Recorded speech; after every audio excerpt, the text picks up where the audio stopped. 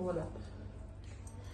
हे चाची हमरे नौखे ननद के बियाह बड़वा काहिन बियाह गीतिया गौतू एथी गावत है बहनी तनी अब ही औते है छत चढ़ के तनी रुकी रहा गावा को गावा जब बतिया में ना बहुत बतिया ले थे अर्जन पर्जन के बाद अब बत्तीस तनी शुरू करा गावा खातिर बहुत कहती ना हमें लगा लावत ना कुछ। गावा शुरू करा अब गावा जल्दी करा। के करे रोवले से धरती जे फाटे के करे रोवले से आकाश के करे रोवले से चल बल भी गए के